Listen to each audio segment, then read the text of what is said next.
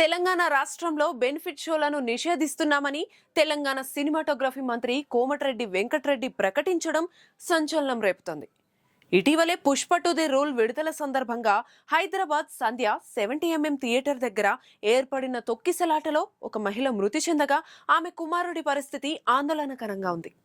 Fans ఉత్సాహాన్ని ప్రత్యక్షంగా చూసే ఉద్దేశంతో బన్నీ ఎక్కడికి రావడంతో ఒక్కసారిగా తోపులాట పెరిగిపోయి ఈ విషాదం చోటు చేసుకుంది. అల్లు అర్జున్ తో పాటు దీనికి బాధ్యులైన వారి మీద కేసు నమోదు చేసిన పోలీసులు విచారణ చేస్తున్నారు. ఇప్పుడు నైజాంలో బెనిఫిట్ షోలు రద్దు చేయడం అంటే ఇకపై పాన్ ఇండియా నిర్మాతలకు పడబోయే దెబ్బ చిన్నగా ఉండదు. ఎందుకంటే జనవరి పండగకు గేమ్ చేంజర్, డాకు మహారాజ్, సంక్రాంతికి వస్తున్నాం లాంటి క్రేజీ రిలీజులున్నాయి. ప్రీమియర్లకు, స్పెషల్ షోలకు పెద్ద ఎత్తున హైక్ ఇవ్వడంతో పుష్ప 2 అంత కాకపోయినా తమకు అదనంగా ప్రయోజనం ఉంటుందనే కోణంలో నిర్మాతలు ఆశలు పెట్టుకున్నారు. ఇప్పుడు కేవలం రెగ్యులర్ షోలంటే భారీగా వచ్చే రెవెన్యూకి గండి పడుతుంది. ఒకవేళ మొన్న ట్రాజెడీ జరగకపోయి ఉంటే ఇప్పుడు ఈ బ్యాన్ ఉండేది కాదన్నది వాస్తవం.